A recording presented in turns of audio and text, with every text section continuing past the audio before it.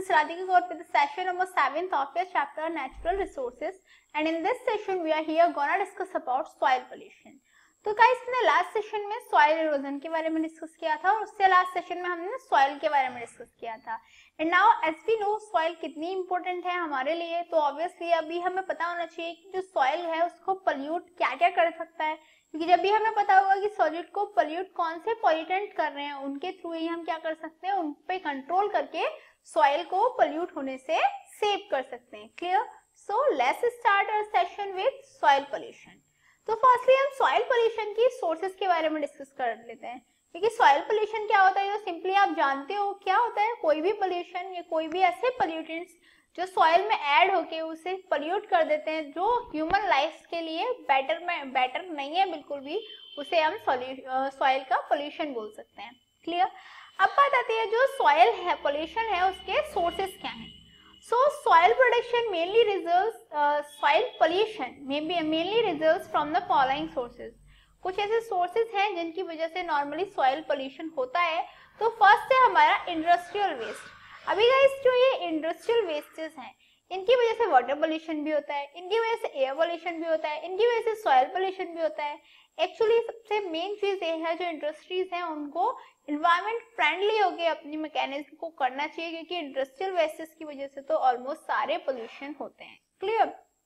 The first thing is that waste discharge from pulp and paper mills, chemical industries, oil refineries, sugar industries, petroleum and engineering industries etc. are responsible for soil pollution.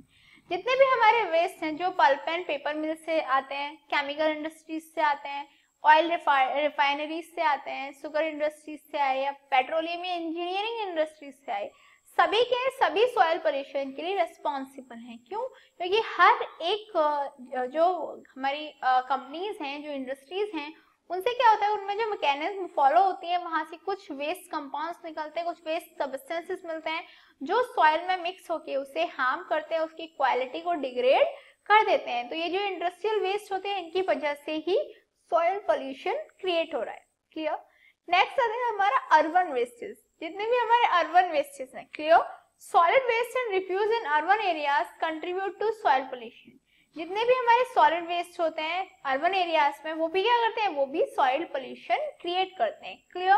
तो obviously सबसे पहले हमारी first step होनी चाहिए कि हमें एक major लेके रखें ताकि जो अर्बन वेस्टेज है वो सॉइल में मिक्स ना हो और सॉइल पोल्यूशन ना हो. सेकंड केस आपको समझ में आया that soil wastage and refuse in urban areas contribute to soil pollution. Next है हमारा third, radioactive pollutants. Clear? So the radioactive substances and resulting from explosion of nuclear devices, atmospheric fallout from nuclear dust penetrate the soil and pollute it. जितने भी हमारे radioactive substances हुए जो nuclear devices के explosion से मिलते हैं, वो क्या करते हैं, एटमॉस्फेयर फॉलआउट के थ्रू क्या होता है, atmospheric fallout from nuclear dust, क्या करते हैं वो एटमॉस्फेरिक फॉलआउट होता है उनका न्यूक्लियर डस्ट से और वो पेनिट्रेट कर जाते हैं सॉइल में.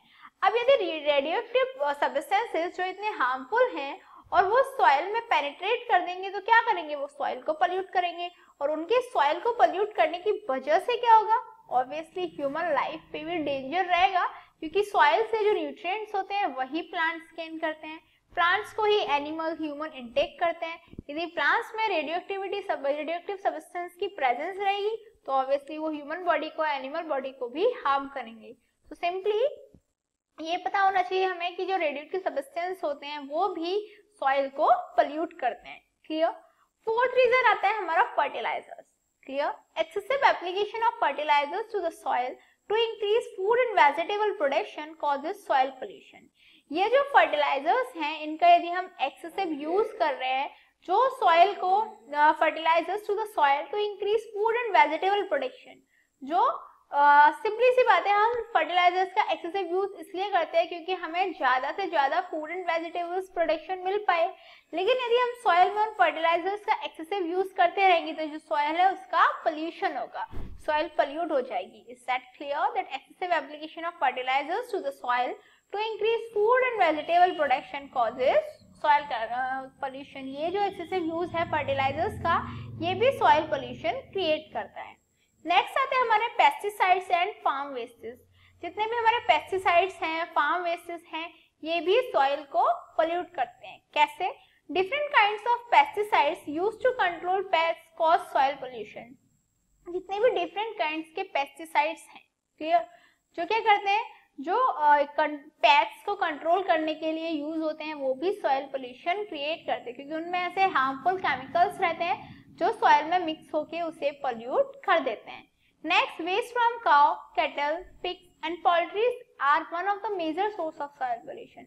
जितना भी हमारा cow, cattle, pigs and poultries का वेस्ट होता है, ये भी सॉइल पोल्यूशन का एक मेजर सोर्स रहता है। क्लियर? दैट इज जो पेस्टिसाइड्स हैं, जो फार्म वेस्ट हैं, वो भी सॉइल को पोल्यूट करके रखते हैं। Is that clear to you? Next आता है हमारा केमिकल एंड मेटेलिक पॉल्यूटेंट्स। जितने भी हमारे केमिकल और मेटेलिक पॉल्यूटेंट्स हैं, वो भी हमें सॉइल को पोल्यूट करते हैं। Like synthetic chemicals are a source of trace metals which are added to the soil as an impurity. जितने भी हमारे सिंथेटिक केमिकल्स होते हैं, वो ट्रेस मेटल्स भी सोर्स की तरह सॉइल को में हम ऐड करते हैं, और वो क्या रहता है, वो सॉइल में एज अ इम्प्योरिटी एडेड रहती है। Clear? That synthetic chemicals are a source of trace metals which are added to the soil as an impurity. Next आते हैं हमारे biological agents। जितने भी हमारे biological agents हैं, like soil gets large quantities of human, animal and bird excreta which constitutes the major source of soil production by biological agents. There should be soil pollution. Clear?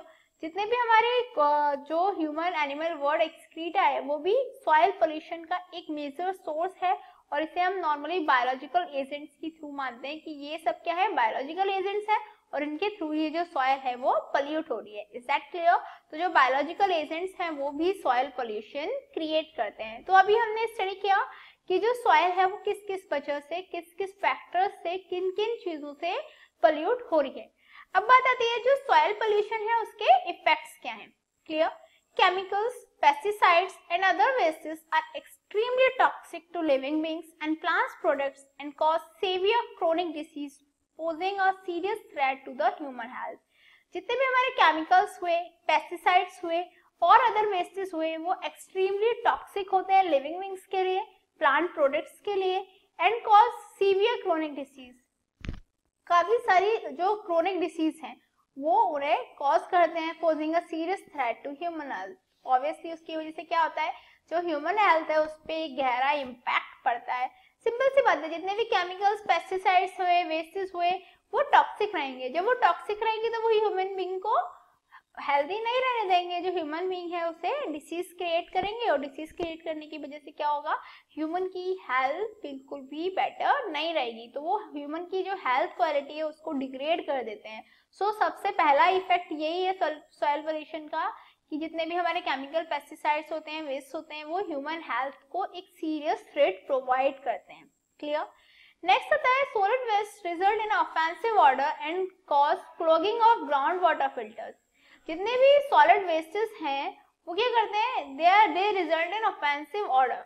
ये offensive order result करते हैं and cause clogging of ground water filters. उनकी वजह से जितने भी हमारे ground water filters होते हैं उनमें क्लॉगिंग हो जाती है। Clear?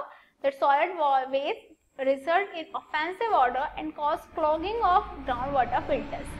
Along with that, polluted soil damage crops and decrease agriculture production due to increased soil fertility. जितने भी हमारी पोल्यूटेड सॉइल होती है वो क्रॉप्स को डैमेज कर देती है, एग्रीकल्चर प्रोडक्शन को डिक्रीज कर देती है due to decrease soil fertility. Clear? जब सॉइल फर्टिलिटी डिक्रीज हो जाएगी तो एग्रीकल्चर प्रोडक्शन जो है वो भी डिक्रीज हो जाएगा, जो क्रॉप्स हैं वो भी डिक्रीज हो जाएंगी। तो ये भी किसकी वजह से होंगी, सॉइल पोल्यूशन की वजह से। क्लियर?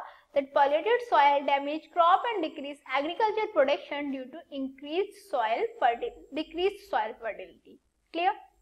अभी हमने डिस्कस किया कि सॉइल पोल्यूशन किन वजह से होता है, फिर हमने डिस्कस किया सॉइल पोल्यूशन के इफेक्ट्स क्या होते हैं। Now it's chance to discuss about control of soil pollution. Soil pollution को हम कंट्रोल कैसे कर सकते हैं। Proper dumping of unwanted materials. जितने भी हमारे अनवांटेड मटेरियल्स हैं उनकी प्रॉपर डंपिंग कराई जाए। Clear? Organic waste contained in animal dung can be used for the preparation of compost, manure and biogas rather than throwing them as a waste and polluting the soil. जितने भी हमारे organic wastes हुए, जिनमें animal dunks भी हो सकता है ये सारे जो ऑर्गेनिक वेस्टेज हैं उन्हें हमें कंपोस्ट मैन्योर या बायोगैस की प्रिपरेशन के लिए यूज में लेना चाहिए, rather than throwing them as a waste और polluting the soil. Rather than उनको हम थ्रो करें वेस्ट की तरह, हम सॉइल को पॉल्यूट करें उनके थ्रू, इससे बेटर तो ये है ना कि हम उससे कुछ बेटर चीज बनाएं, दैट इज उससे हम कंपोस्ट मैन्योर या बायोगैस का फॉर्मेशन करें। क्लियर? तो कंट्रोल ऑफ सॉइल पोल्यूशन में फर्स्ट थिंग आ गया proper dumping of unwanted materials, second आ गया organic waste contained in animals dung can be used for the preparation of compost manure and biogas rather than throwing them as waste and polluting the soil. Also, natural soil organism, जो भी natural soil micro organism है, should be used to increase the soil fertility. उन्हें हमें use करना चाहिए soil की fertility को increase करने के लिए, rather than the use of pesticides and insecticides. Simply जो पेस्टिसाइड्स हैं, इंसेक्टिसाइड्स हैं, उनके यूज की जगह हमें सॉइल माइक्रो ऑर्गेनिज्म का यूज करना चाहिए सॉइल की फर्टिलिटी को इंक्रीज करने के लिए, क्योंकि जो पेस्टिसाइड्स हैं, इंसेक्टिसाइड्स हैं, वो क्या करती हैं, वो एनवायरनमेंट में वो सॉइल को पॉल्यूट करती है, सॉइल को पॉल्यूट करने की वजह से वो ह्यूमंस को हार्म भी पहुंचा सकते हैं। Thereby use of chemicals, insecticides etcetera should be band. इसीलिए जितने भी हम केमिकल्स का यूज कर रहे हैं, इंसेक्टिसाइड्स, पेस्टिसाइड्स का यूज कर रहे हैं, बायोसाइड्स का यूज कर रहे हैं, इन सब पे बैन लगा देना चाहिए ताकि जो ह्यूमन है वो हेल्दी रहे और सॉइल पॉल्यूट ना हो। Also, to minimize soil pollution, wastes such as paper, plastic, glass material, chemicals and industrial wastes should be recycled and reused instead of throwing in the soil. Simply soil pollution को minimize करने के लिए जितने भी हमारे wastes हुए, जैसे paper हुआ, प्लास्टिक हुआ, ग्लास हुआ, मेटल्स हुए, ये केमिकल और इंडस्ट्रियल वेस्टेज हुए, उन्हें रिसाइकल करना चाहिए, उन्हें रीयूज करना चाहिए instead of throwing them in the soil. Soil में उन्हें थ्रो करने से बेटर है कि हम उनको रिसाइकल करें, उनको रीयूज करें, ताकि उनका भी प्रॉपर यूज हो जाएगा और जो सॉइल है वो भी पॉल्यूट नहीं होगी। Is that clear to you? So it's a time for challenging question mark and today's question is what is the top soil? Top soil क्या होती है and how is it responsible for the diversity in an area? किसी भी area में diversity के लिए top soil कैसे responsible होती है? You have to answer that and your time start now. 1, 2, 3, 4, 5. Time's up. So, have you answered this in your mind? Let's check out. Actually, it is the topmost layer of the soil that contains humus. जो ये है top soil है, ये top most layer होती है soil की जिसमें humus present रहता है and living organism in addition to the soil particles. Humus present रहता है और इसमें लिविंग ऑर्गेनिज्म प्रेजेंट रहते हैं, साथ में सॉइल के पार्टिकल्स तो ऑब्वियसली प्रेजेंट रहते हैं। Clear? The quality of top soil is an important factor that decides biodiversity in that area. जो टॉप सॉइल है उसकी जो क्वालिटी है वो एक इंपॉर्टेंट फैक्टर होती है जिससे हम किसी भी एरिया की बायोडाइवर्सिटी का पता लगा सकते हैं। So have you got the answer? The answer is that topsoil is the topmost layer of the soil that contains humus and living organisms in addition to the soil particles.